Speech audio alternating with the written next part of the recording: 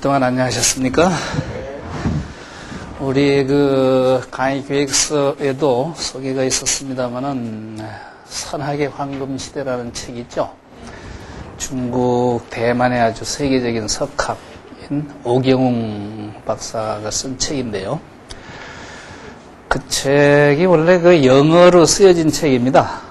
그런데 이제 나중에 중국말로 번역되고 또 우리말로도 번역이 한 3번 이렇게 된 것 같은데 아주 그 좋은 책입니다.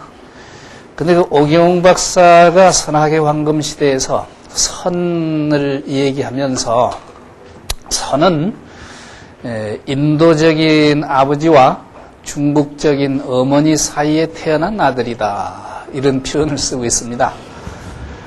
그런데 아들은 아버지보다는 어머니를 더 많이 닮는 법이다.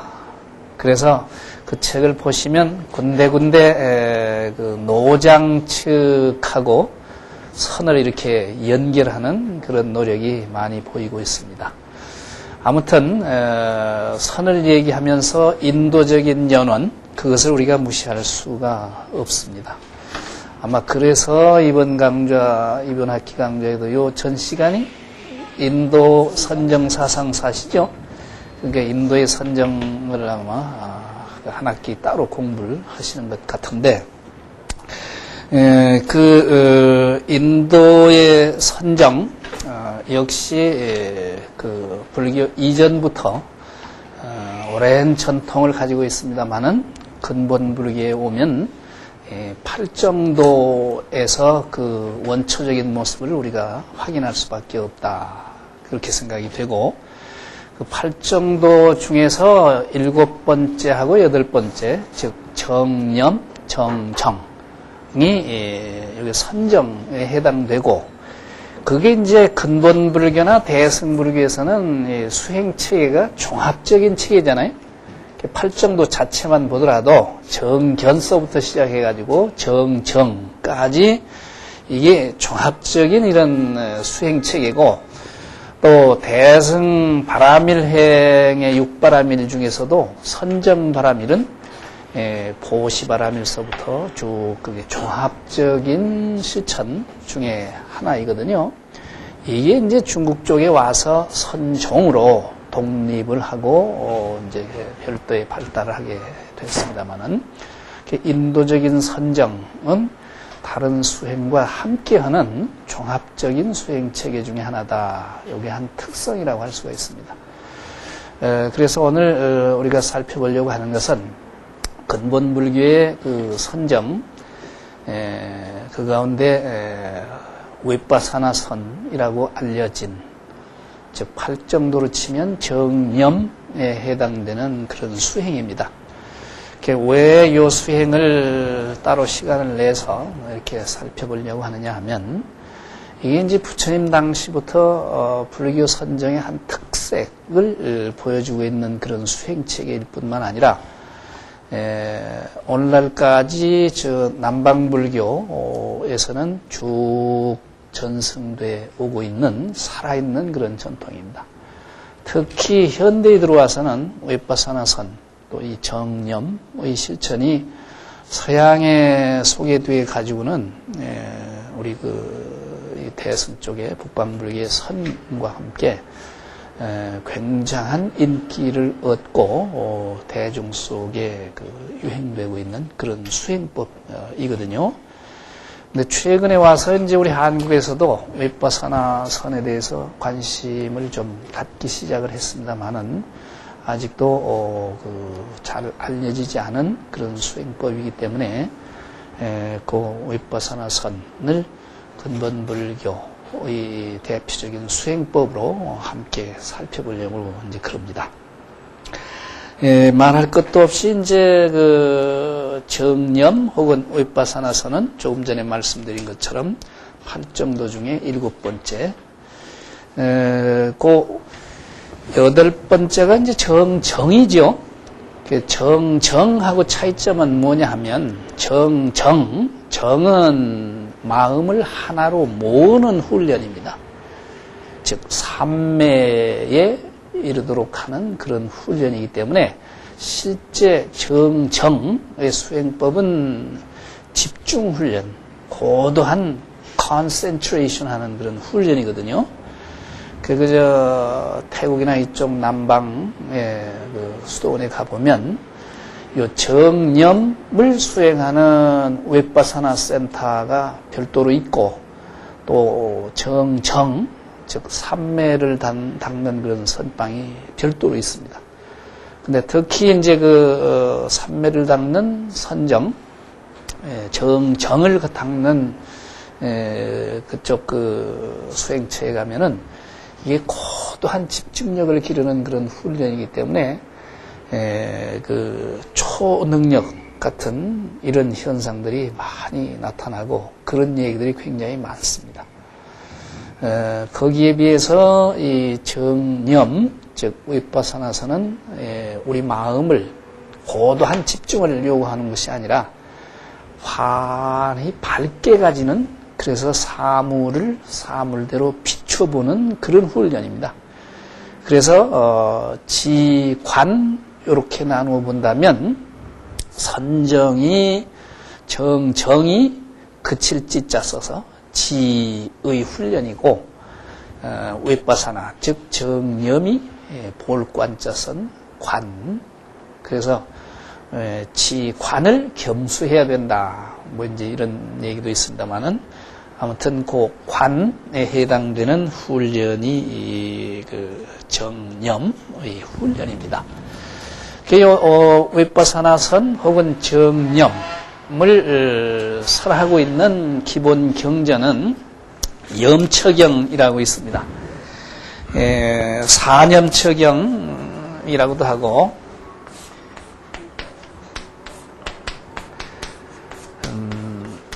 요게 이제 염처경에 해당되는 경도 대념처경이 있고 이제 그냥 염처경이 있고 합니다만은 아무튼 같은 종류의 그 경전인데, 요 염처경이 정념 즉 윗바사나선의 기본 텍스트가 되는 겁니다.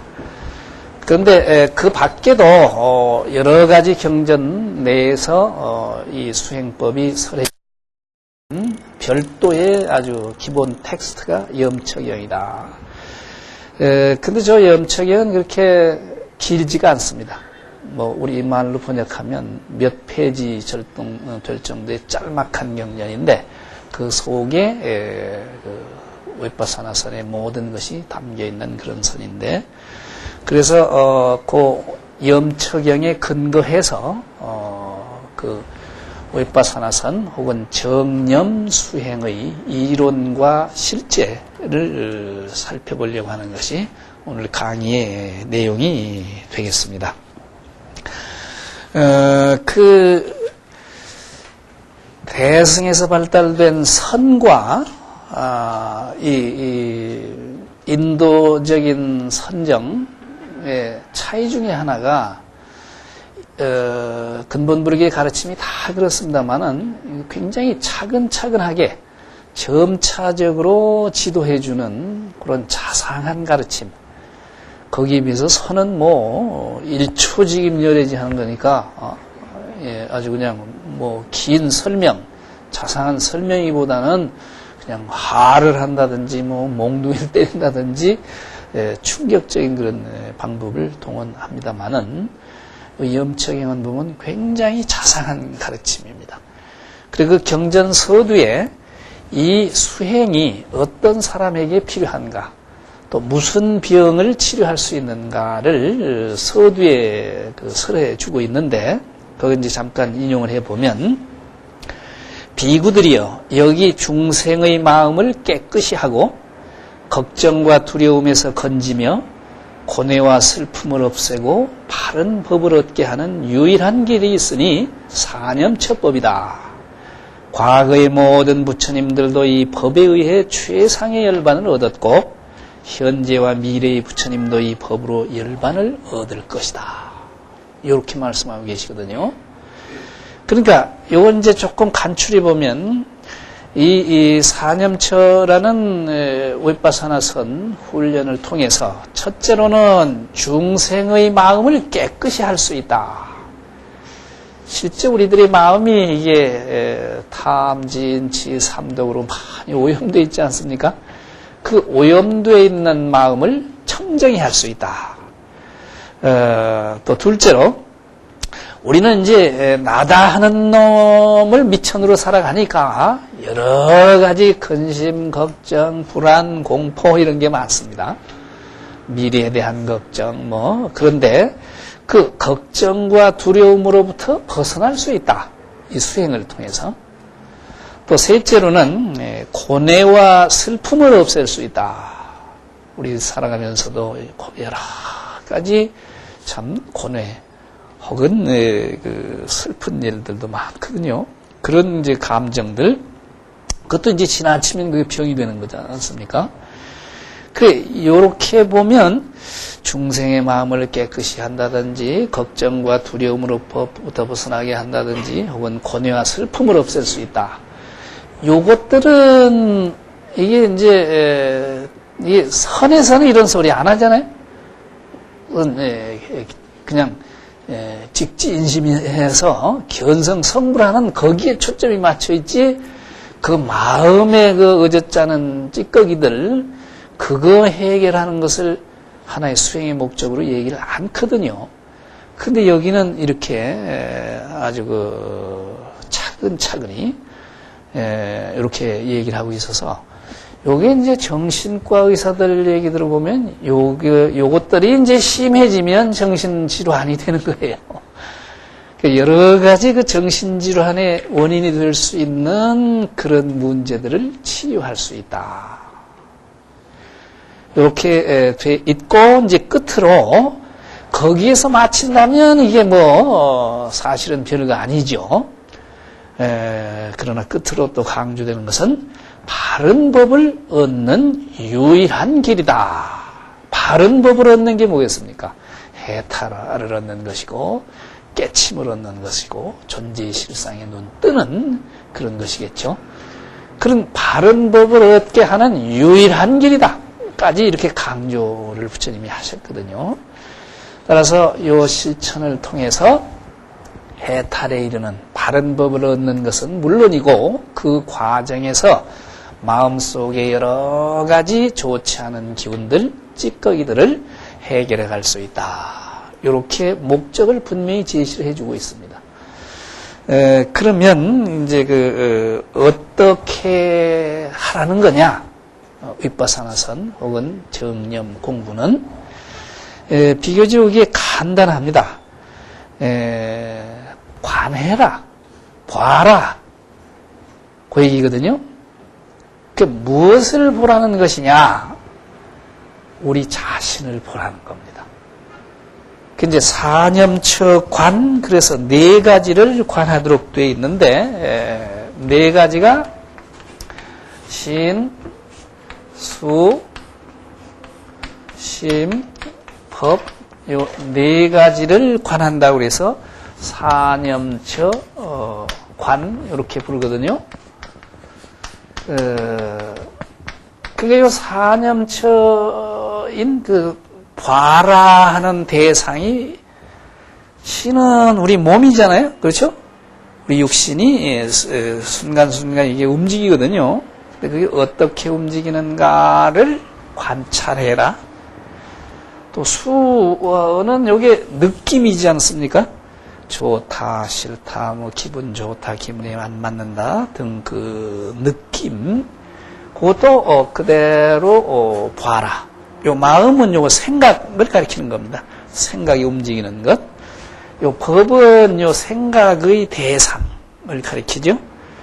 그래서 신수심법을 요 법이 이제 조금 차이가 있습니다만은 쉽게 포괄해서 얘기하면 우리의 몸과 마음을 관찰해라. 몸과 마음을 관찰해라 하는 건 뭐예요? 나를 관찰해라. 그 얘기입니다. 평상시 우리 삶이 우리의 안이비설신의가 이게 구조가 전부 밖을 향해 치닫도록 이렇게 돼 있어요. 눈도 이게 밖에 걸 잘 보게 돼 있잖아요. 귀도 밖에 있는 소리를 잘 듣게 돼 있지, 안으로 이 내면의 소리, 양심의 소리, 이거 잘 못 듣는다는 말이죠. 코도 마찬가지. 밖에 있는 냄새만 잘 맡는데, 그 이제 우리 기관들이 전부 이제 밖으로만 이렇게 치닫기 때문에 실제 우리 중생들이 사는 모습을 보면 바깥에서 들려오는 소리, 보여지는 것, 냄새 맡아지는 것, 감촉되지는 대상 등 바깥 대상을 향해 치닫으면서 살고 있는 거예요. 그러니까 평상시 우리 삶은 바깥 살림, 바깥 노름하고 산다. 그렇게 살으니까 실제 나란 놈이 어떻게 생겼는지를 몰라. 나의 그 존재의 실상을 모른단 말이죠. 보여지는 것, 들려지는 것 등 그것만 가지고 시비하고 살으니까. 그런데 불교의 기본 가르침은 존재의 참모습, 존재의 실상에 눈 뜨는 것이고, 그 존재의 실상 중에서 나란 놈이 어떻게 생겼는가 하는 나라는 존재의 실상, 이건 뭐 깨치면 아주 핵심적인 거거든요. 따라서 그 나란 존재가 참으로 어떻게 생겼는가를 깨치는 것이 불교의 목적이라면, 그러기 위해서는 나란 놈이 실제 어떻게 움직이는지, 어떻게 순간순간 살고 있는지를 직접 관찰해 봐라, 이 얘기예요. 그러니까 이것처럼 과학적인 수행이 없습니다. 뭘 나를 알기 위해서 무슨 관념적으로 뭘 믿는다든지 덮어놓고 그러는 것이 아니고, 무슨 이론이나 이걸 가지고 그냥 그걸 이해해가는 그런 것이 아니라 실제 나라는 현상이 내 몸이 또 내 마음이 순간순간에 이게 어떻게 작용하는지를 쭉 봐라, 관찰해봐라. 그럴 때 이게 이제 아하, 나란 놈이 이렇게 생겼구나 하고 알 수 있다는 거예요. 그리고 봐라 하는 것이 이제 핵심입니다. 요 윗바사나 수행법에. 그러니까 순간순간 우리의 일거일동, 안팎으로 우리 몸이 움직이는 것, 또 더 나아가서는 우리의 마음이 느낌을 느낀다든지 아니면 생각을 일으킨다든지 혹은 탐진치 무슨 삼독의 생각을 일으킨다든지 어떤 것이 됐든 마음속에 일어나는 하나하나를 놓치지 말고 관찰해라, 그 얘기입니다. 그러니까 요런 관해라, 봐라 하는 건데, 이건 어떻게 보고 관하는가 하면 안으로 나를 보라는 거지. 밖으로 밖에 있는 대상이 아니라. 그래서 이걸 영어로는 이 사람들이 영문으로는 인사이트, 윗바사나선을 인사이트 메디테이션이라고도 부르거든요. 그게 사이트란 말이 보란 말이잖아요. 근데 어떻게 보는가? 안으로 봐라. 안으로 보는 메디테이션, 명상이다, 이렇게도 부릅니다만은, 그러면 왜 우리의 몸과 마음을 보라고 하는가? 그 원리를 좀 우리가 살펴볼 필요가 있는데, 이 원리는 근본 불교 다 공부하셨으리라고 믿는데, 그 12연기의 얘기하고 이게 통하는 그런 구조입니다.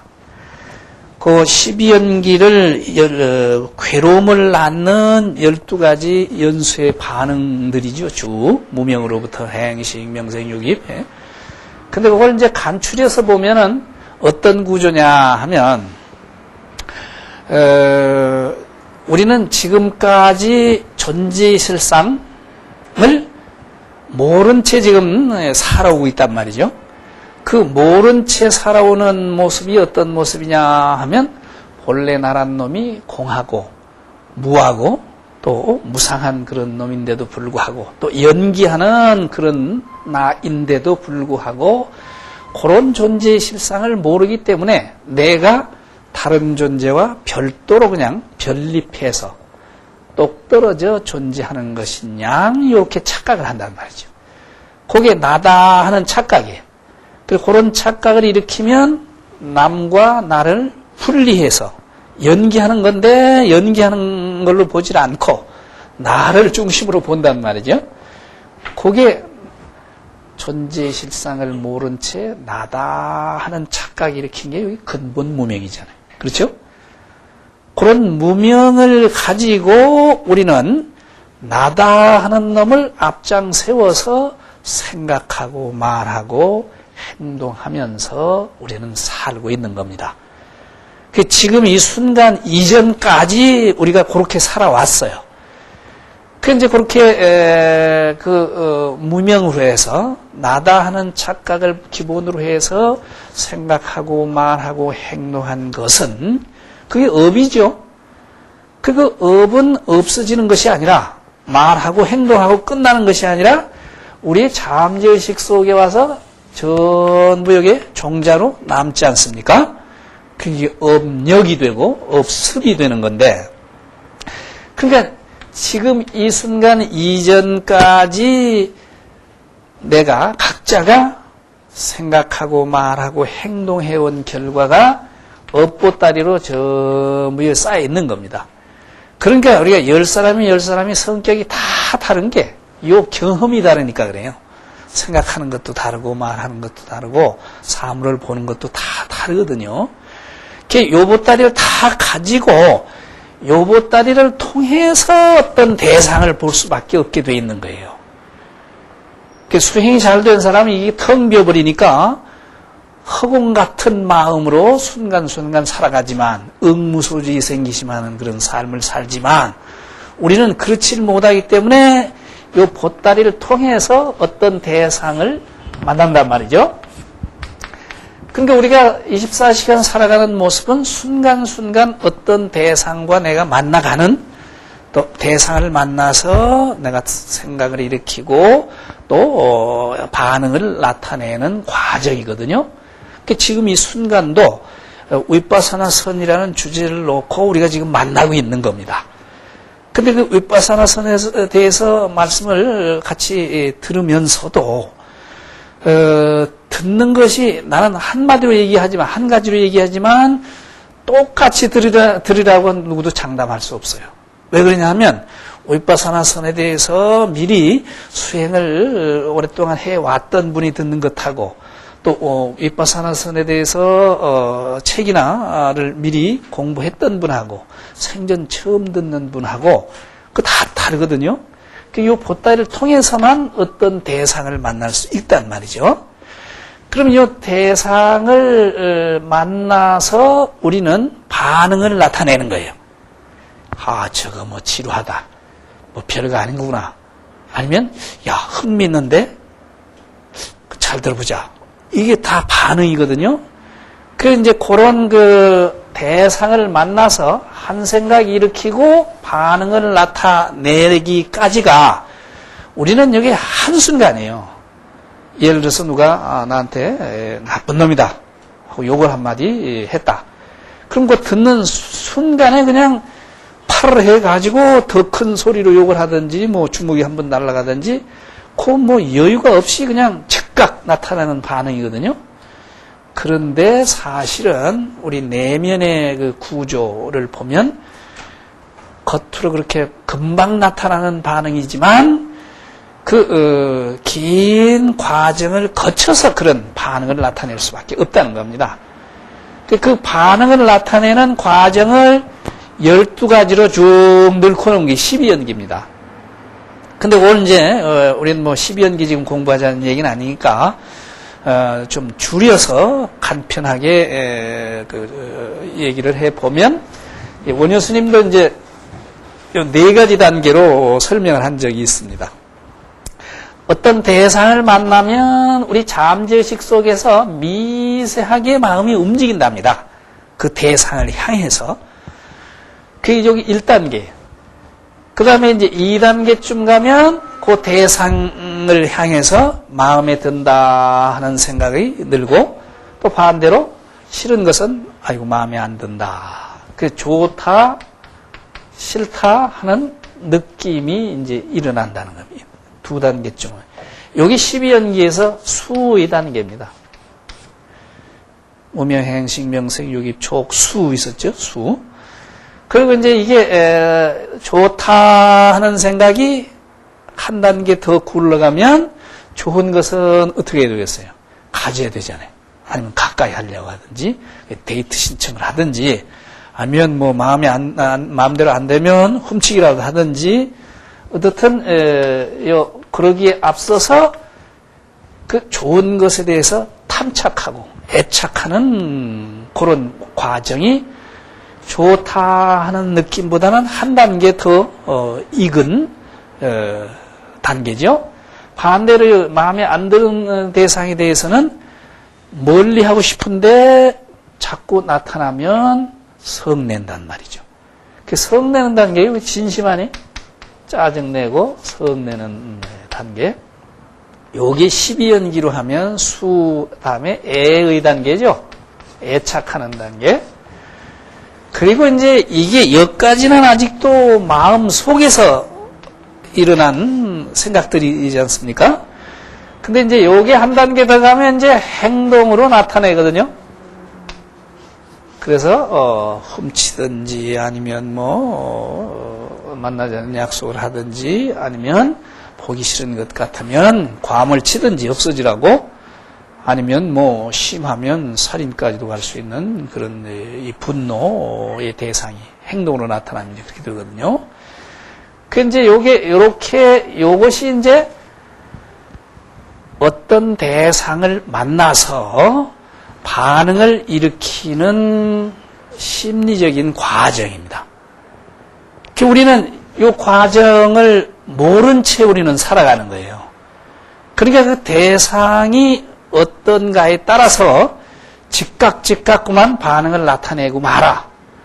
그런 삶은 어떤 문제를 안고 있는가 하면 이 대상에 먹힌 삶이 되는 거예요. 대상이 마음에 맞으면 좋다고 하고 대상이 마음에 안 맞으면 성내고, 그러니까 대상이 어떤가에 따라서 내가 그냥 움직일 뿐이지 자유가 없는 그런 삶입니다. 따라서 이런 내면의 반응을 나타내기까지의 과정을 보지 못하는 우리 중생들의 삶은 대상에 대해서 맹목적인 반응을 나타내는, 또 맹목적인 반응을 나타내기 때문에 마음의 자유가 없는 그런 삶이고, 그런데 그런 삶은 자꾸 업보따리를 더해가는 삶일 수밖에 없다 이 말이죠. 왜 그러냐면 이 대상에 따라서 좋다 싫다 나누고 좋은 거 탐착하고 싫은 거 미워하고 거기에 따라서 행동하면 이 행동한 결과나 이 생각의 결과가 전부 또 요와 쌓이잖아요. 업력으로. 그러면 쌓이면 이게 그대로 또 다음 대상을 만날 때 영향을 미치는 거란 말이죠. 생각도 한 번 해본 거는 비슷한 상황에서는 똑같이 생각이 자꾸 나는 거예요. 그게 왜 그러냐면 여기 쌓이면 이게 습성이 되네. 습성이 굳어버리면 아니고 습관이 돼버리고, 습관이 굳어버리면 성격이 되는 거예요.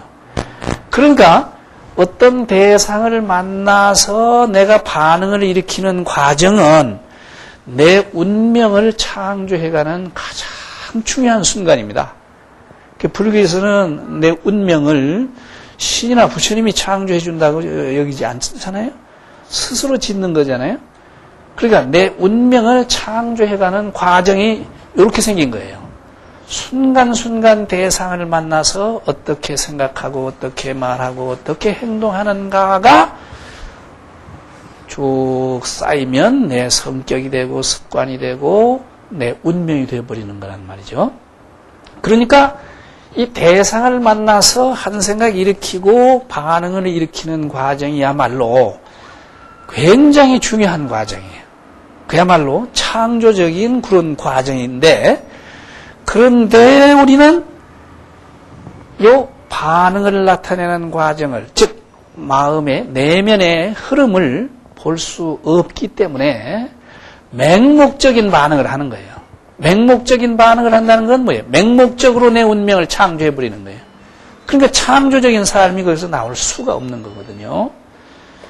이렇게 창조적이지 못한 삶을 사는 것을 이게 윤회하는 삶이다. 죽는 삶이다. 이러는 거거든요.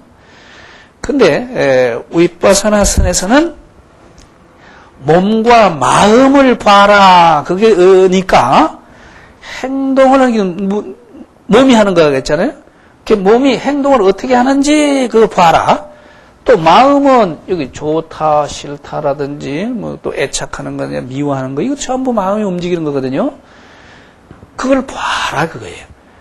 따라서 한 대상을 만나서 우리 마음이 순간순간 어떻게 움직이는가를 관찰해라 하는 훈련입니다. 기본 원리가. 그럼 왜 보라고 하느냐 하면 보면 맹목적인 반응으로부터 벗어날 수 있다는 거예요. 이게 대상에 그만 우리 마음이 혹해가지고 좋다 싫다 나누고 좋은 것 쫓아가고 그냥 거기에 따라 벌컥벌컥 행동해 버리는데, 그런데 사실은 이게 불교 심리학적으로 보면은 우리들은 경우에 대상을 만나서 금방금방에 그냥 여유가 없어. 그런데 한 대상을 만나서 반응을 나타내기까지는 이 영어로는 31밀리언의 생각의 모멘트들, 또 모멘트라고 그랬는데,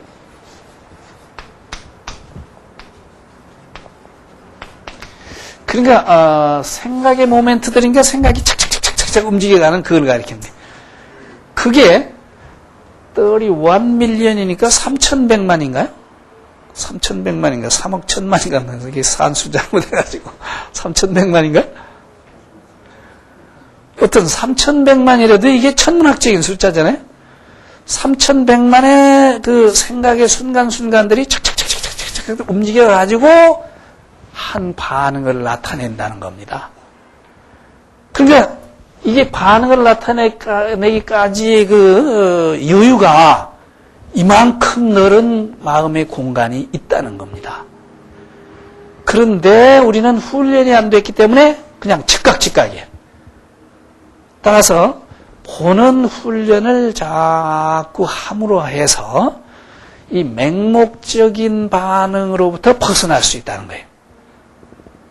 예를 들면 어떤 대상을 만나가지고 막 진심이 미워하는 생각이 막 치밀어 오른다. 그럴 수가 있지 않습니까? 그럴 때 이걸 이제 우리 보지 못하니까 폭언이나 폭행까지도 갈 수 있단 말이죠. 행동까지. 근데 만약에 그 진심이 쭉 일어날 때 척 비춰볼 수 있다. 비춰보는 능력이 있다.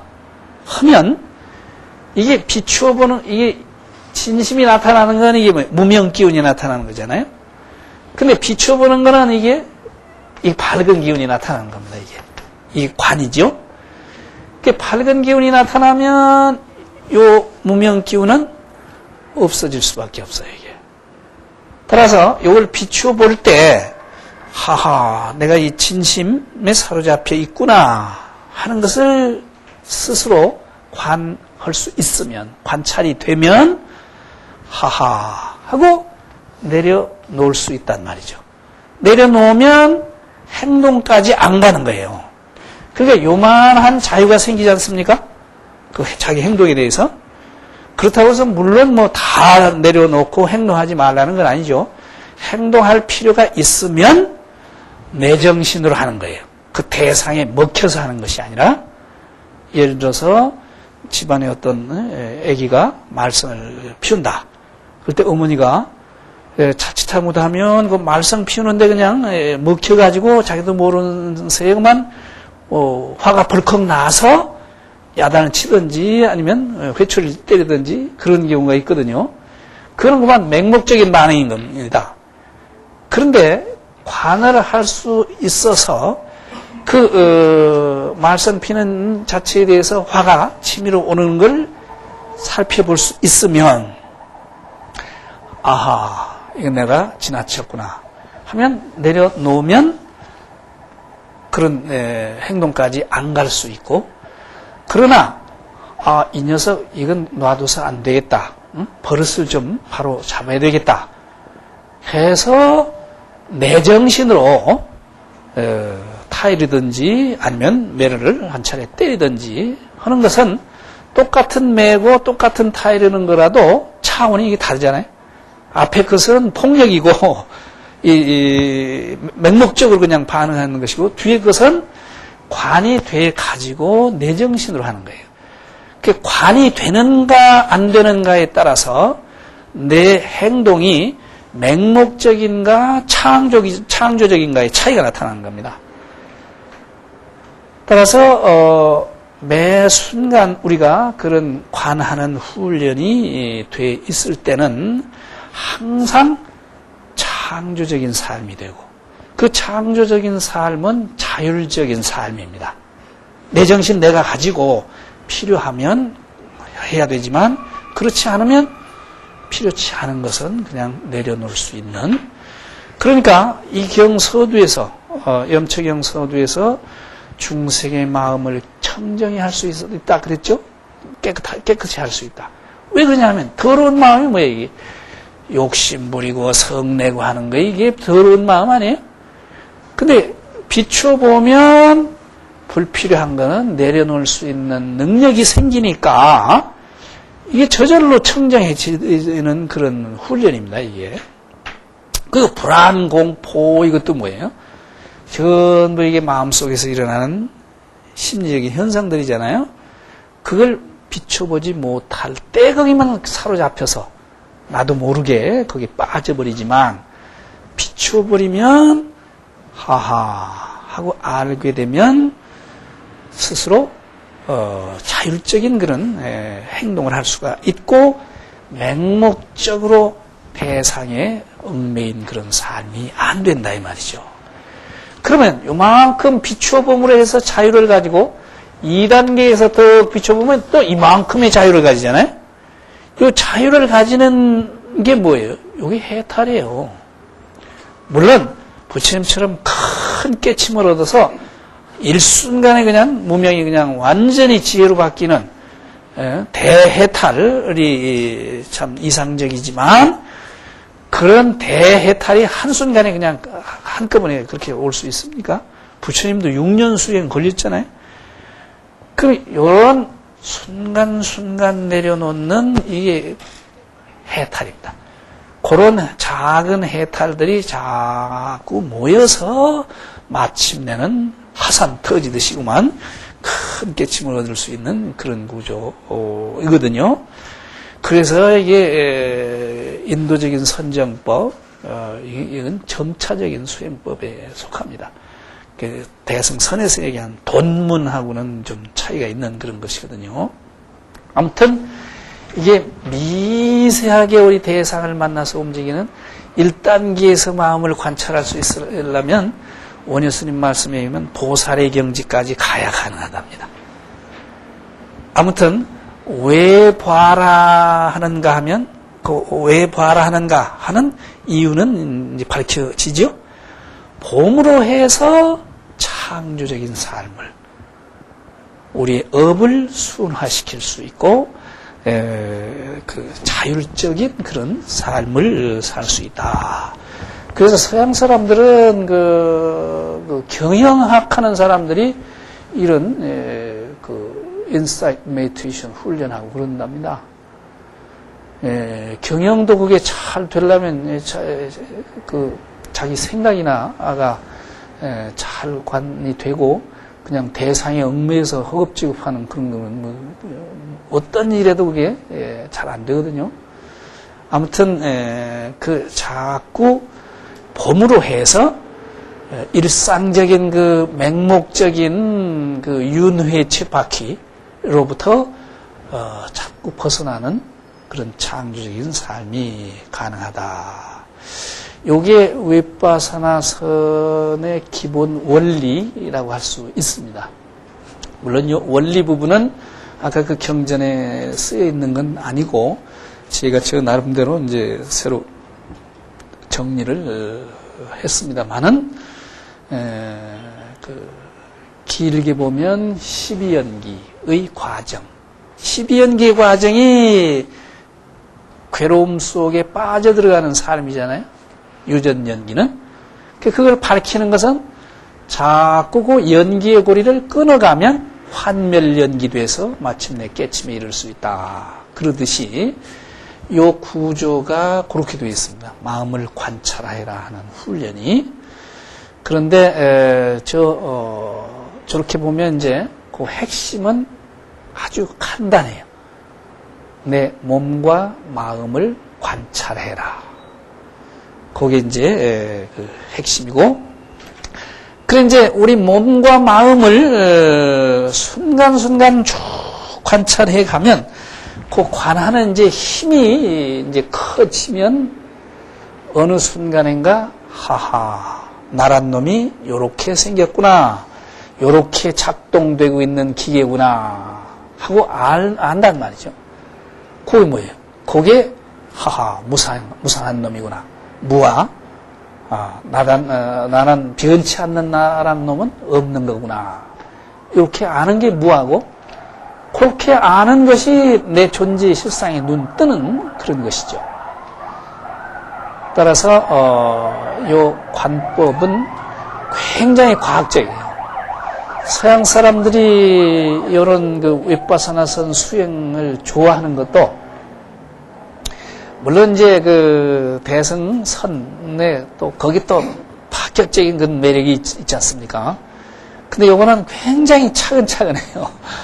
또 실제 이제 그 지도도 굉장히 그 차근차근하게 지도를 해주는, 점진적으로 단계 이렇게 지도를 해주는 그런 것이어서 이게 굉장히 그 서양 사람들, 특히 그 심리학 하는 사람들이 이걸 굉장히 좋아합니다.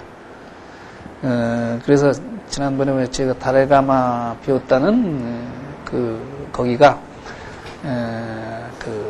미국 사람들의 그 윗바사나선 센터 중에 제일 큰 데입니다.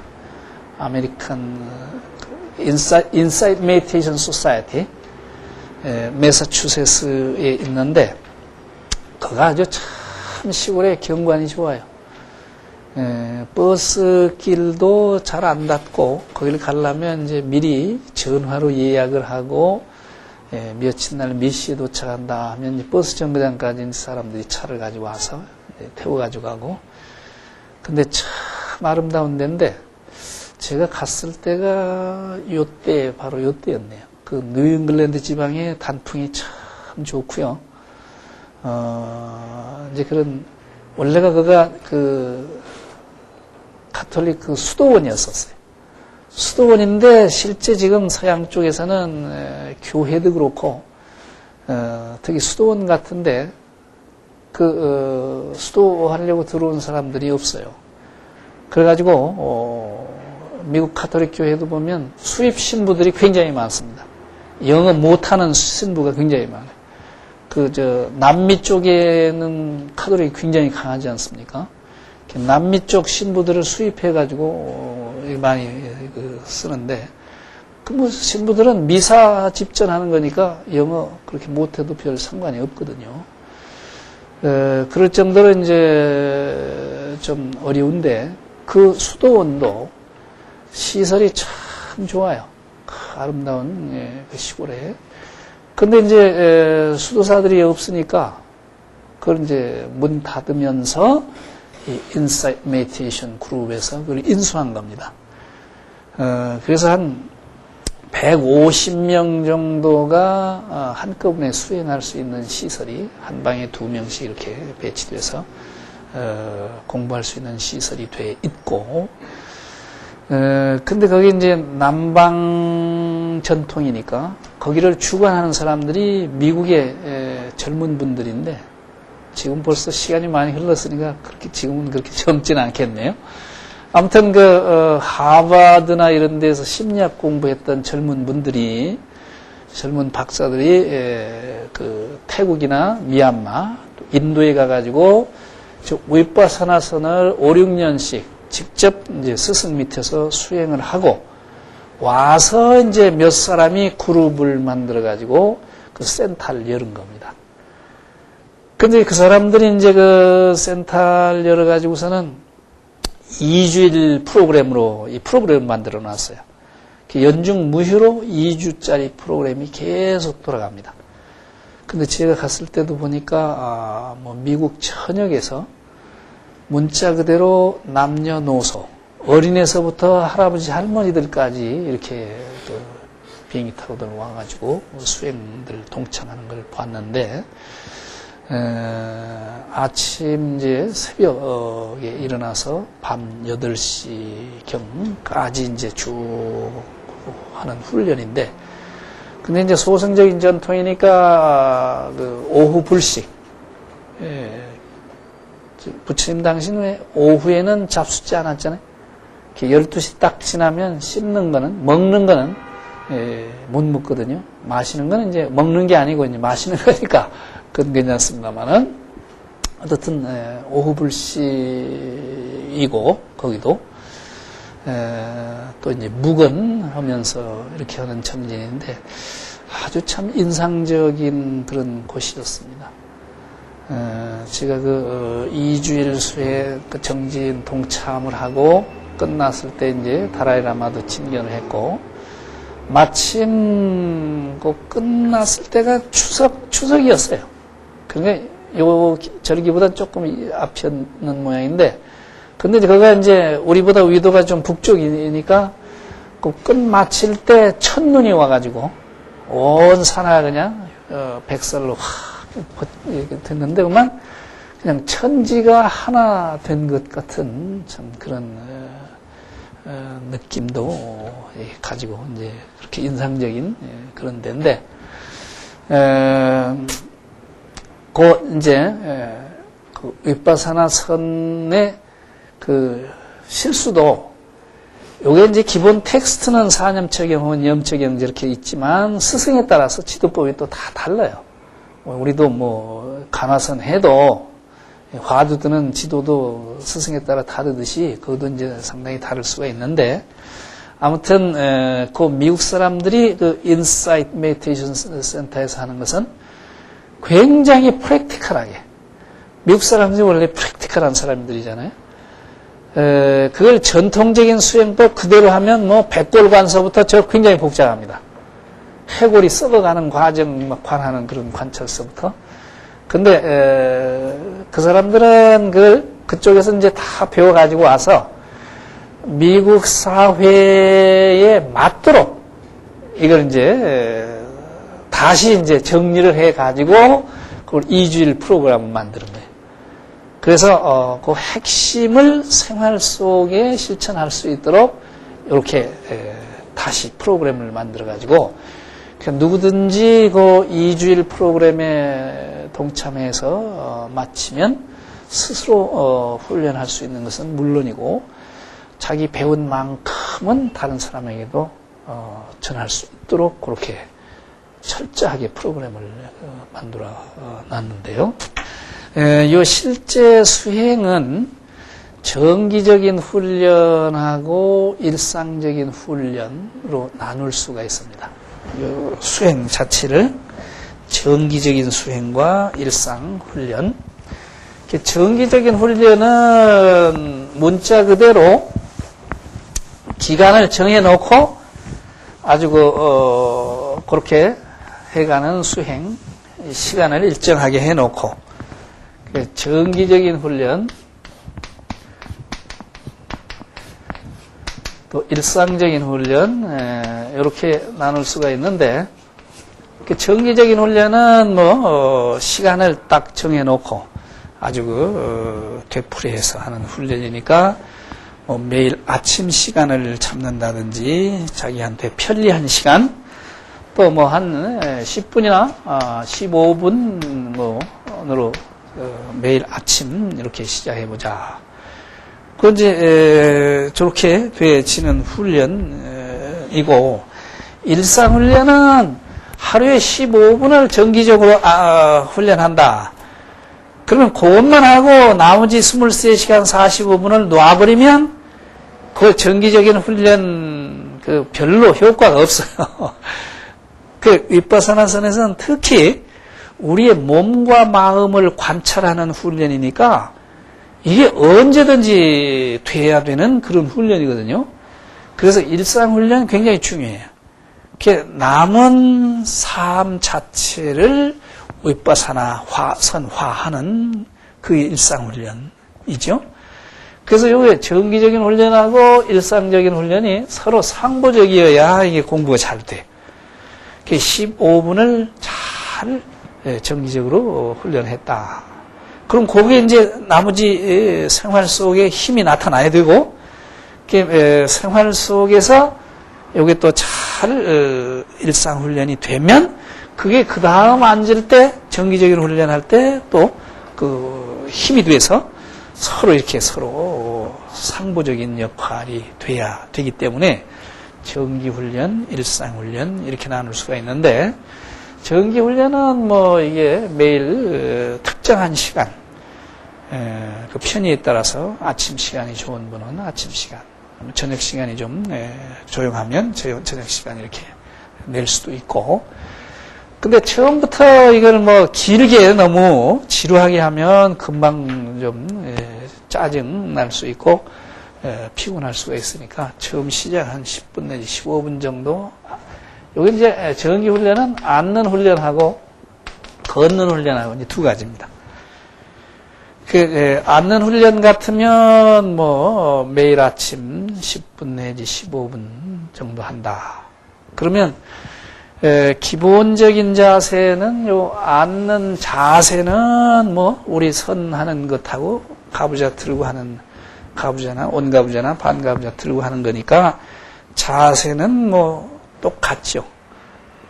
그 근본불교나 대승선이나 중요한 것은 허리를 쭉 펴는 게 이제 중요하고, 허리를 쭉 펴야 마음이 안정될 수 있다고 그러니까. 그 이제 허리를 또 일부러 피려고 그러면 또 어깨에 긴장이 좀 들어갈 수 있는데, 긴장이 들면 이제 어깨를 좀 몇 번 흔들어주면 긴장이 풀어지고, 이제 앉는 자세는 뭐 우리가 참선하는 자세 그대로이기 때문에 긴 설명을 안 드리겠습니다만은, 이제 여기 앉아서 이제 어떻게 하는 거냐, 몸과 마음을 관찰하라 그거죠. 근데 이게 몸과 마음을 관찰하라 하면 굉장히 복잡해 보여. 근데 실제 수행에서는 간단합니다. 기본이 되는 것은 호흡을 관찰하는 거거든요. 호흡은 요게 인도 철학에서는 이 호흡이 생명이에요. 불교도 마찬가지지만 실제 우리 생명이 호흡에 달려 있잖아요. 나갔던 게 안 들어오면 가는 거고 들어가는 게 안 나오면 역시 가는 거란 말이죠. 그리고 이 안팎을 연결해주는 그런 역할을 하기 때문에 호흡을 관하는 것이 윗바사나선에도 기본인데, 이제 구체적으로 말씀드리면 신수심법 네 가지 관찰 대상 중에 호흡은 몸을 관찰하는 대상 속에 포함되는 겁니다. 이제 호흡을 기본으로 관하는 건데, 가부좌 한 자세로 편안히 앉아서. 근데 호흡을 관하는 것이 호흡을 컨트롤하거나 멈추거나 그런 것은 아니고, 평상시 일상적으로 하는 호흡 그대로 하고, 단 그 호흡이 어떻게 되는가를 관찰하는 겁니다. 근데 이제 호흡을 해보면, 왜 우리 몸 부위에 한 3군데쯤 표시가 나잖아요? 요 코끝이 이제 공기가 들락날락 하니까 거기 표시가 되고, 또 가슴도 조금 움직이고, 또 이 아랫배 쪽이 움직이죠? 이제 그 세 군데 중에 어디를 관을 해도 상관이 없는데, 근데 이 가슴 부위는 잘 식별이 안 되고, 그래서 안 좋고, 또 이 코끝은, 이 코끝에 잘못 관하다 보면 얼굴이 좀 쭈삣쭈삣하고 기분 나쁜 그런 현상이 나타날 수가 있습니다. 그래서 제일 안전한 것은 이 아랫배 움직이는 데를 관하면 건강에도 좋고 제일 좋은데, 그런데 미국 사람들 보니까 아주 그 비만한 사람들 많잖아요. 그분들은 호흡을 해도 아랫배 움직임을 못 느끼는 사람들이 있대요. 기름이 많이 껴서 그런지. 그런 경우에는 뭐 호흡을, 코끝을 관할 수밖에 없겠지만, 한국 사람으로는 그런 사람은 없는 것 같아요. 그래서, 우리들 같으면 아랫배 움직이는 것을 관하는 것이 제일 좋지 않은가, 이제 그런 생각인데, 호흡을 하려면 우리 아랫배가 움직이죠? 들이쉬면 아랫배가 올라오는가요? 내려가는가요?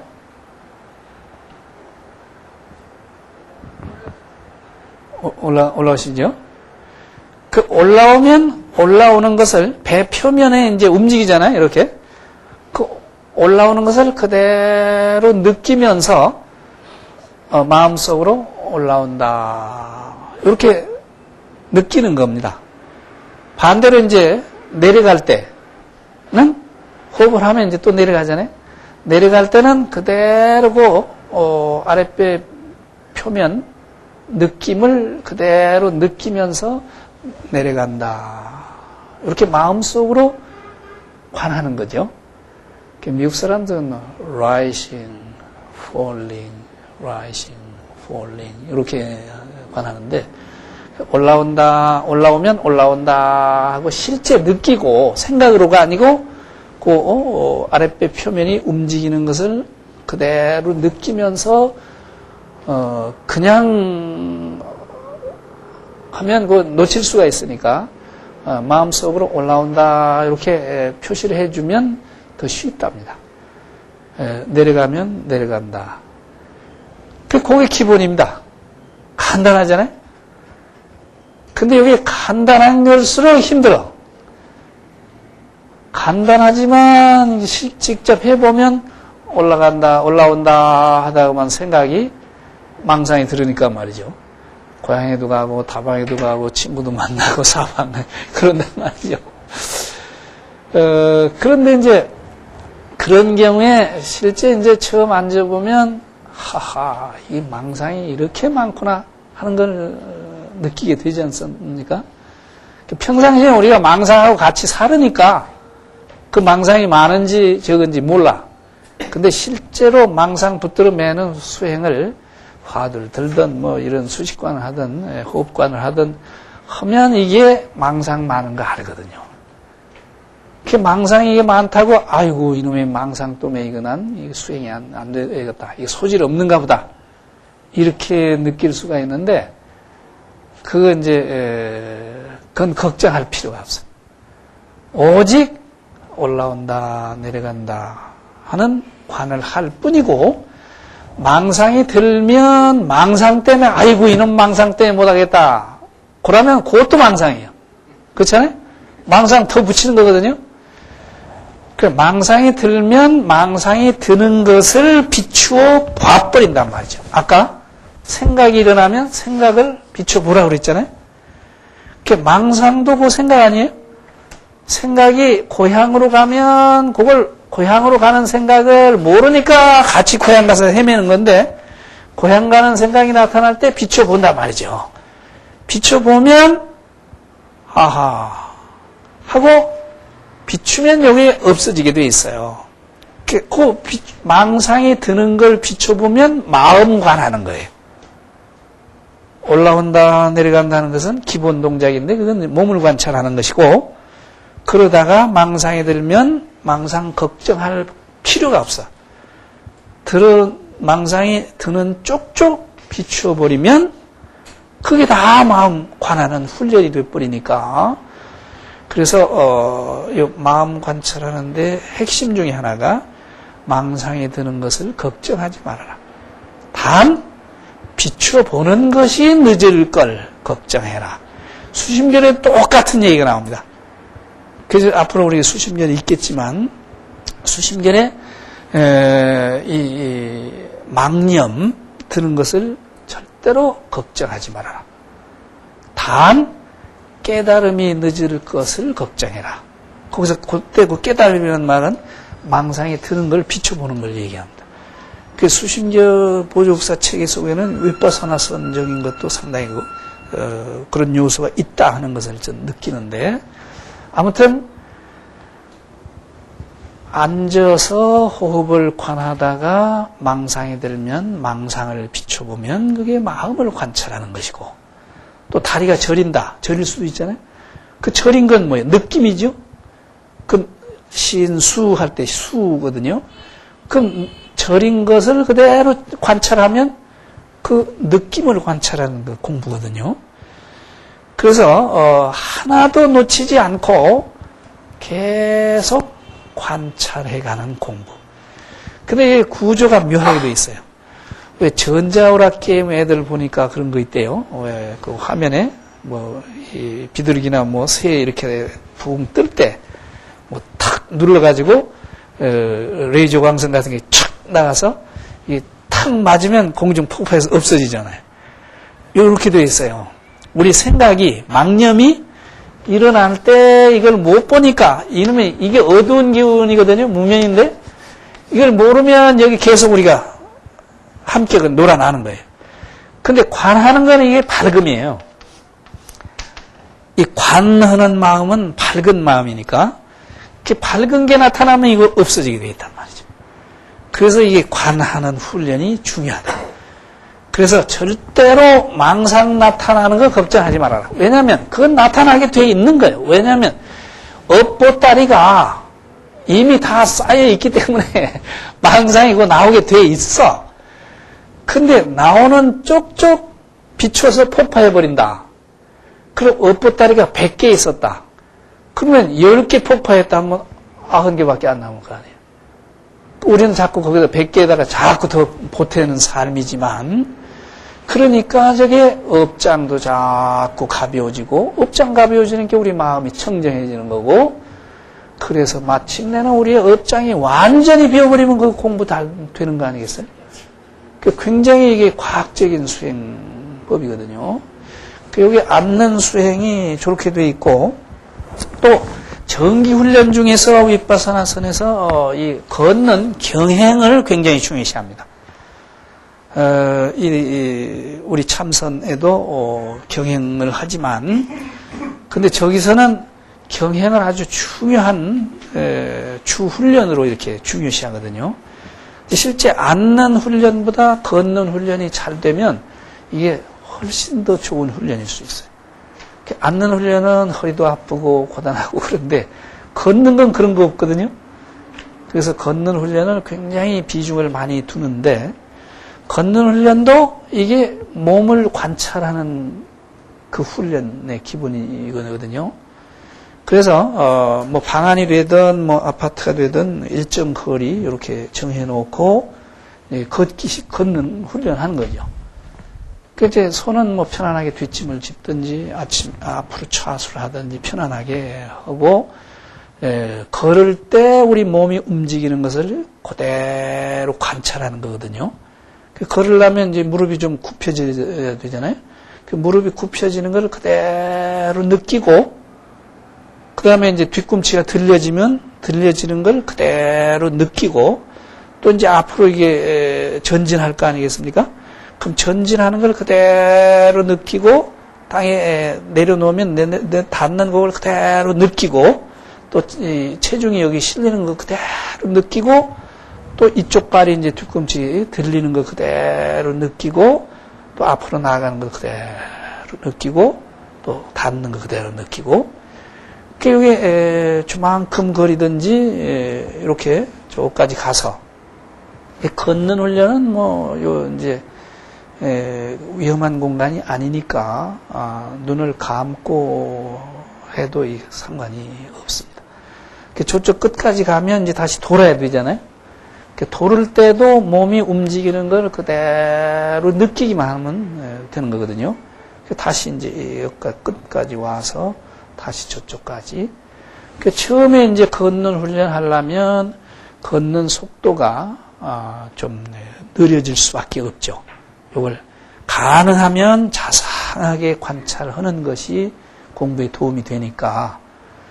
그전 처음에 태국에 갔을 때 제가 있는 절 옆마당에서 어떤 스님이 하루 종일 뒷짐지고 그냥 한 걸음 뛰는데 몇 분 걸리도록 막 그렇게 왔다 갔다 좁은 공간에서 그러고 있어서 저 스님은 정신이 좀 이상한 스님인가 그랬는데 걷는 훈련은 그렇게 하실 겁니다.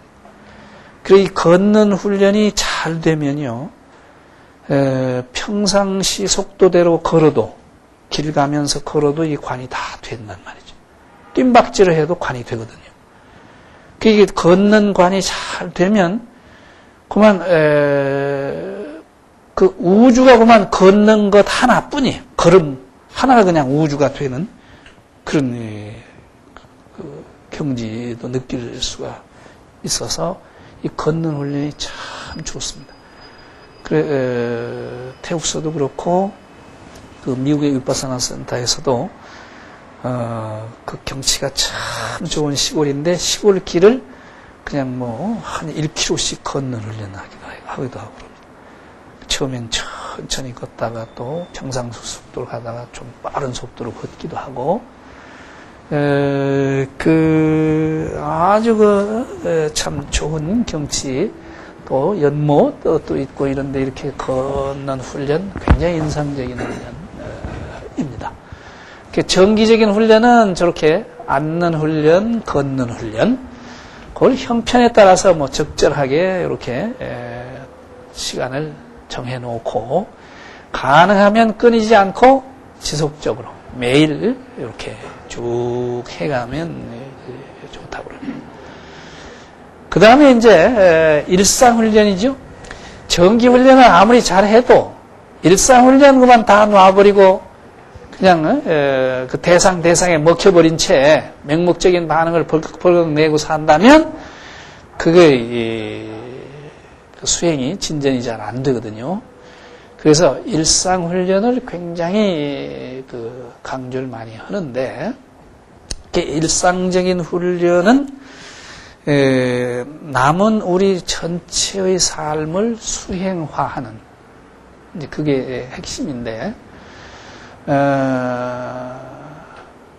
좀 조용한 시간 같으면 호흡관을 그 생활 속에서 활용할 수도 있고, 예를 들면 버스를 기다린다. 우린 버스 기다리면서 그냥 지나가는 사람 붙들고 뭐 온갖 시비 다 하잖아요, 마음으로. 뭐 말은 한마디 안 하지만 속으로 지나가는 사람 붙들고 왜 넥타이가 왜 저러니, 뭐 옷이 왜 저러니, 뭐 헤어스타일이 왜 저러니, 뭐 온갖 시비 다 하잖아요. 그런 시간 같으면 올라온다 내려간다 하는 수행을 얼마든지 할 수 있거든요. 이제 그렇게 활용을 자꾸 이제 해나가는, 또 걷는 것도 마찬가지고. 그리고 이제 그런 훈련을 특별히 이제 하기 힘든 그런 일들이 있거든요. 그런 경우의 핵심은 어떤 일을 하든지 순일한 마음으로 해라. 순일한 마음으로 해라는 것은 안 하려면 모를까? 그 하는 일에만 100% 해라. 그것이 핵심인 것 같습니다. 바희야라는 제자가 이제 있었는데 부처님께서 그 바희야라는 제자에게 바희야여, 볼 때 보여지는 것만 있게 하고, 들을 때 들려지는 것만 있게 하고, 생각할 때 생각만 있게 하고, 이렇게 말씀하시거든요. 그러니까 볼 때 보여지는 것만 있게 해라. 있는 대로 봐라. 그 우리 마음이 순일해야 있는 대로 보아지죠.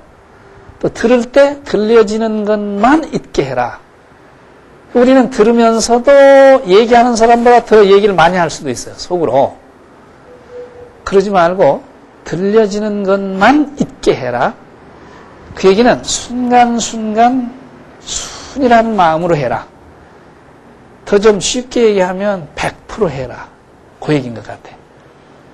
그 100% 하면 그게 다 훌륭한 수행이 될 수가 있다. 예를 들면 우리가 책을 읽는다. 책을 읽으면서 우리는 책만 읽는 것이 아니라 그 이제 바하야에게 준 부처님 가르침대로 하면 읽을 때 읽음만 있게 해라. 그렇게 될 거 아니에요. 읽음만 있는 읽음이면 그게 독서 100% 읽는 거예요. 100% 읽으면 어때요? 삼매가 되는 거죠. 독서 삼매가 되거든요. 그 삼매경에서 들어서 독서를 한다면 가장 창조적인 독서가 되지 않습니까?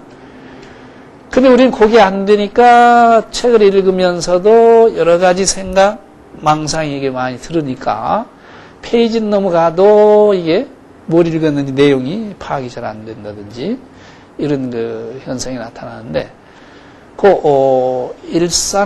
일상생활을 하는 또 가르침의 핵심은 순이란 마음으로 해라. 안 하려면 모를까? 그 순이란 마음으로 텅 빈 마음이 돼야 이게 순이라게 돼 있어요. 그 매사를 순이하게 100% 하면 효과 나게 돼 있잖아요. 그렇게 되면 그게 창조성이 나타난다는 겁니다. 그 일에. 그래서 일에 효과도 있거니와 그렇게 되면 그게 선 그 자체라는 겁니다. 그래서 예를 들어서 설거지를 하면 보살님들 설거지 잘 하시나 모르겠네. 저도 옛날엔 미국서 공부할 때는 설거지 많이 했습니다. 제가 설거지 처음 했던 것은 큰 소철 닦아봤는데 미국에 처음 갔을 때 공부를 하러 갔는데 돈이 없어요. 우리가 둘이 같이 갔는데 두 사람 주머니에 30몇 불인가 남았어요. 그래서 뭐 공부할 형편이 안 되니까 그 돈으로 일주일짜리 방을 하나 얻어가지고 그 다음 날부터 이제 작업복 하나씩 사 입고서 이제 왜 식당에 가면 왜 그릇 닦는 거, 접시 닦는 거는 뭐 일거리가 있다 하는 들은 풍월이 있어가지고 그 식당마다 가서 이제 그 일자리를 구하러 다녔는데 그것도 쉽지 않습니다. 그게 영어가 우리말화된 영어가 어려워. 이게 우리는 뭐 일상 언어처럼 쓰여지는 영어가 왜 우린 뭐 한국말처럼 쓰니까 액센트가 없잖아요. 그 액센트가 없으니 이 사람들 못 알아듣더라고요. 처음에 이제 식당에 가서 매니저 매니저라는 말을 우리 매니저 이렇게 쓰잖아요. 그런 식으로 매니저 그러니까 what 그래요. what 소리 들으면 그냥 겁이 나가지고 나와버리고 몇 번을 그러다 보니까 이게 매니저라는 말이 간단한 영어 아니? 근데 못 알아듣으니까 이상해가지고 공원에 가서 사전 찾아봐도 이게 맞는데 그래. 그 다음에 가서 이렇게 써보였더니 매니저 그런다. 이틀 만인가 이제 한 군데 식당에 그 멕시칸 계통 큰 식당인데 한 사람만 필요하대. 우리 둘이 같이 일을 해야 되는데 급하니까 어쨌든 먼저 한 사람이 일을 하자. 장기 입봉을 해서 지는 사람이 먼저 하자. 마침 제가 졌어요. 제가 이제 일을 먼저 하는데 그릇 닦는 게 아니라 소 닦는 거예요. 큰 멕시칸 계통 식당인데 그 바다, 치즈 막 이런 거 관외는 식당이 아이언으로 된 게 이만큼 두꺼워요. 이만한 소지. 근데 제가 이제 거기 이제 그걸 주관한 여자가 이제 흑인 여자니 몸이 이만해요. 기운이 세고. 저는 그 흑인 여자의 헬퍼, 조수인데. 근데 저는 지금은 좀 많이 달라졌는데요. 그 당시에 제가 대학 졸업할 때 체중이 48kg밖에 안 됐어요. 더군다나 이제 미국 간다고 태국서부터 막 일본까지는 뭐 2주일 동안 화물선 타고 막 뱃멀미하고 그렇게 가가지고 그때 아마 45kg나 됐을라나 몰라. 아무튼 그 솥을 들 수가 없어. 제 힘으로. 그걸 못 들고 그러니까 이게 꽤 파는 줄 알고 흑인 여자가 어떻게 인상을 쓰고 막 욕을 하는데요. 그 욕을 못 알아들으니까 견디지. 영어 못 알아듣거든요. 욕하는 거. 욕을 알아들으면 뭐, 이거 좀 대단한 영어인데,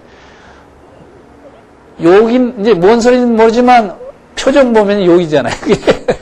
가만히 들어보니까, 네가 내 조수인데, 왜 이걸 들었다, 또 안 하냐, 이거예요. 이제, 떠듬거리는 영어로 설명을 했어. 네가 보다시피 내가 이게 힘이 없다, 이게. 이걸 난 들지를 못한다. 그래서 일을 안 하려고 하는 게 아니고, 힘이 없어서 그러니까, 너는 힘이 이렇게 세니까, 너는 이걸 내려놓고, 그럼 내가 다 닦고, 그럼 다시 올려놓기만 해라. 그러니까 입이 많이 벌어져요. 그 흑인 여자는 손만 내려놨다 올려놨다 그것만 해. 나머지 일은 제가 다 해.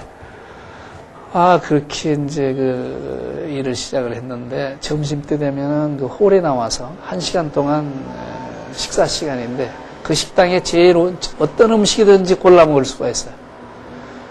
근데 그 바다 치즈 찌른 그 냄새에 그냥 쩔어가지고, 밥을 먹을 수가 없어요.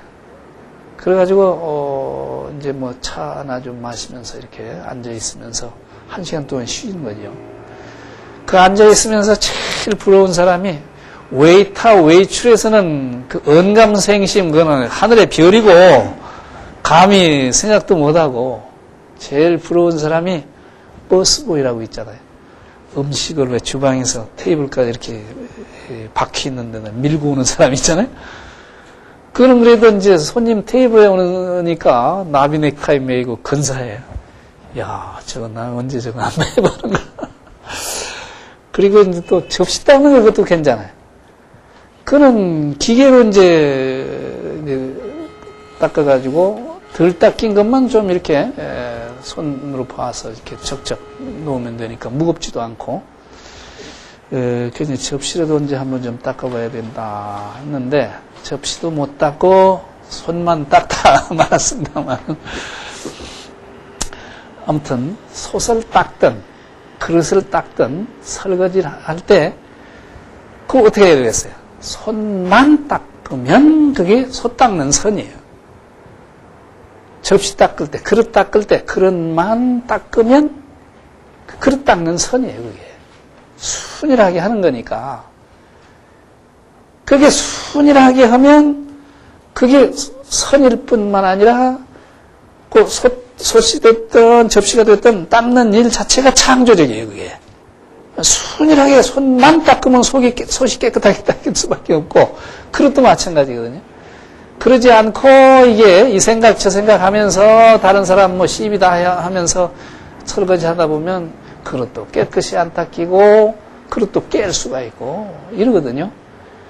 그래서 일상생활을 선화하는 핵심은 순일하게 해라.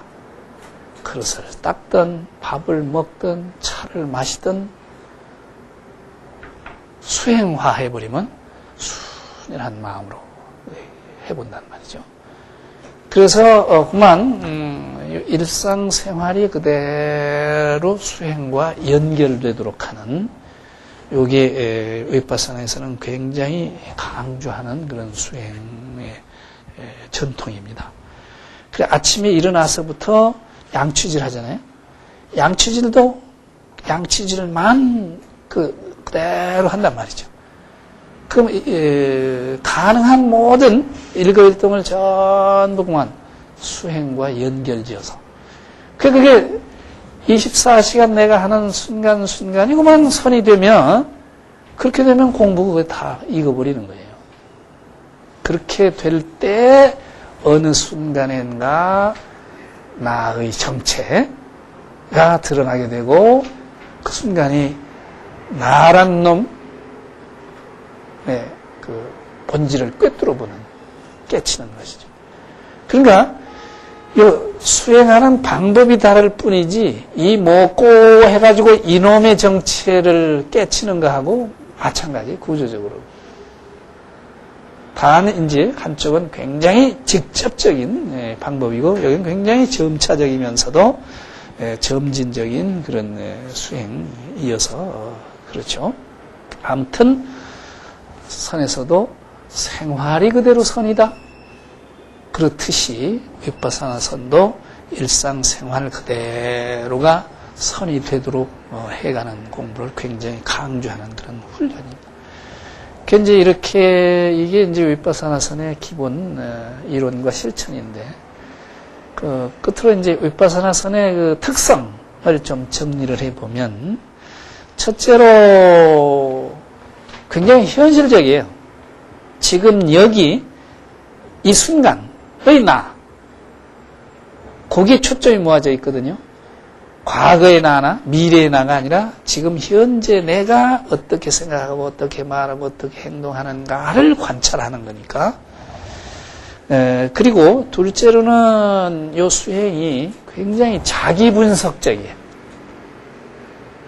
내 몸과 마음이 움직이는 것을 쭉 관찰하다 보면요, 내 성향이 나타나거든요. 생각도 늘 관찰해보면 늘 나타나는 생각이 있어. 그걸 보면, 아하, 나한테는 이런 성격이 있구나. 근데 그게 이제 좋은 성격일 수도 있고 나쁜 성격일 수도 있거든요.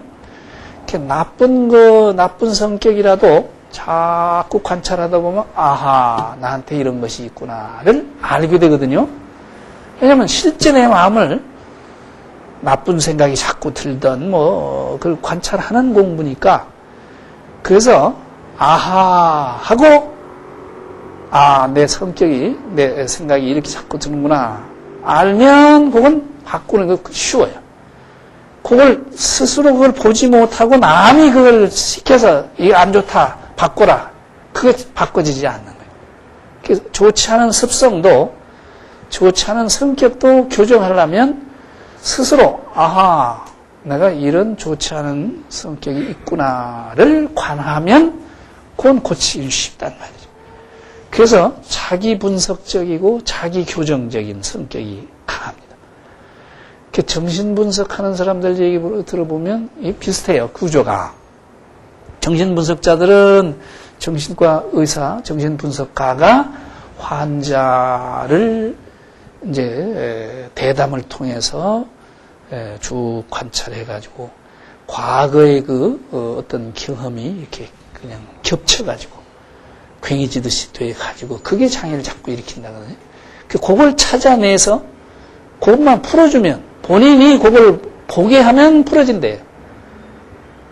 그 구조는 여기 자기 마음을 관찰하는 면에서는 이게 같아요.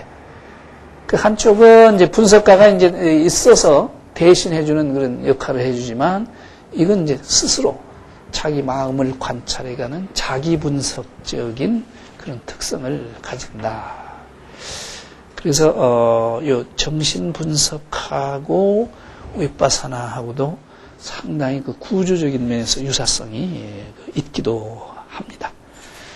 그리고 이게 이제 모든 불교가 다 그렇지만 나를 실현하는 길이죠. 내가 어떻게 생긴 놈인가를 확인하고 찾는 그런 길이기 때문에 모든 불교 또 선수행도 마찬가지입니다만은 자기 실현의 길이다.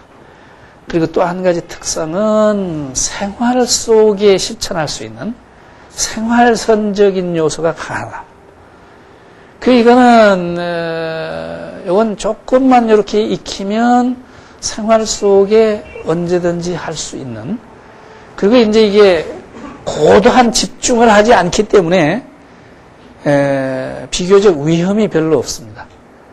근데 이제 화두 같은 건 이제 집중력이 많이 필요하기 때문에 아주 경험 있는 스승의 지도가 잘 없으면 잘못하면 상기가 된다든지 이런 이제 문제가 있을 수 있는데, 이거는 그렇게 깊은 집중력을 필요로 하는 훈련이 아니거든요. 오히려 마음을 환히 넓게 밝게 가지는 그런 관하는 훈련이기 때문에 그런 그 위험이 별로 따르지 않는 생활선적인 생활 속에 쉽게 실천할 수 있는 그런 성격이 있다. 그래서 아마 서양 사람들이 좋아하는 것 중에 하나도 이런 점, 굉장히 프랙티컬하게 활용할 수 있는 그런 선이다.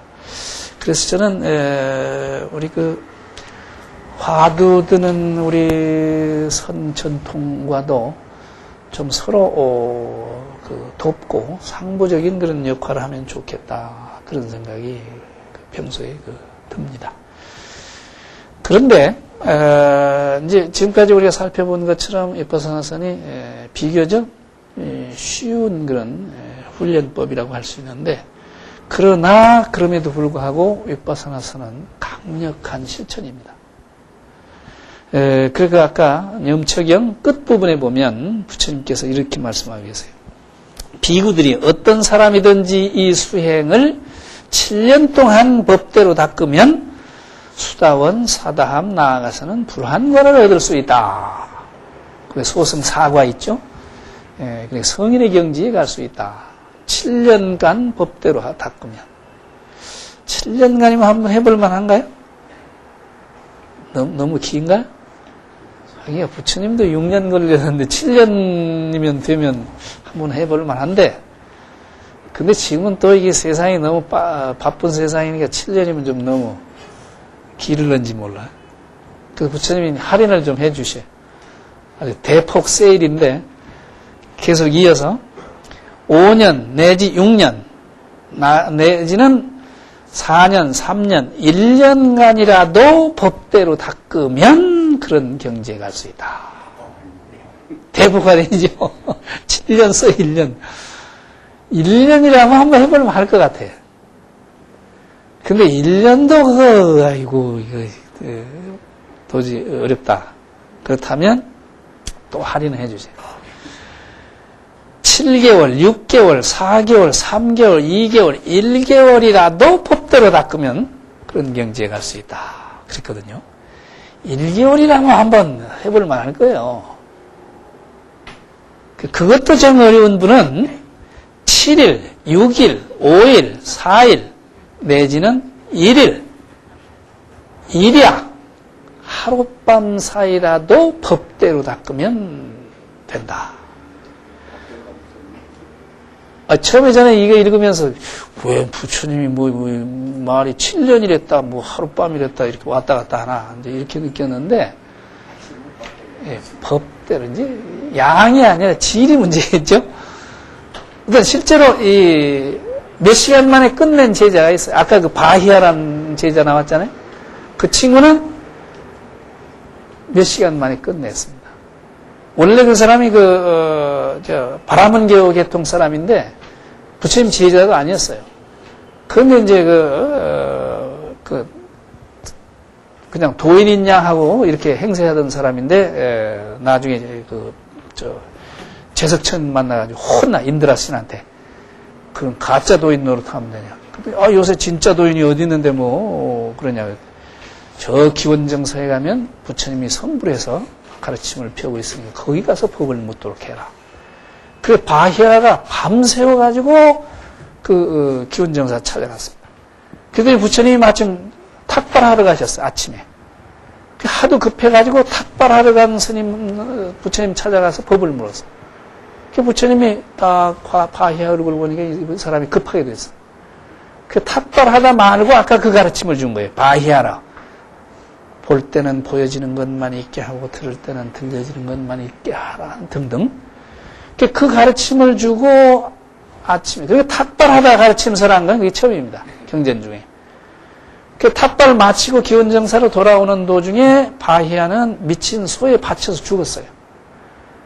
그런데 부처님이 제자들한테 아라한과를 증득한 사람의 예를 갖추어서 다비를 모시도록 해라 그랬어요. 그 제자들이 깜짝 놀랐습니다. 계를 받은 적도 없고 머리를 깎은 적도 없어, 바히아는. 그런데 아라한과 이해를 갖춰서 장례를 모시라고 그러니까 막 깜짝 놀라고 항의까지 했어요.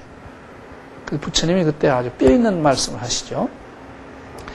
법은 이게 참 불가사의한 것이 돼서 많이 듣고 오래 닦아서 될 수도 있거니와 그러지 않고 한마디라도 한순간이라도 철저하게 제대로 한다면 성취할 수 있는 것이가 아니라 바히아는 이미 아라한과를 증득했으니 그렇게 하도록 해라 해서 아라한과를 증득한 예우를 갖춰서 장례를 모셨다고 합니다. 이렇게 보면 이 윗바사나선이 굉장히 강력한 훈련이다 하는 것을 확인할 수가 있죠.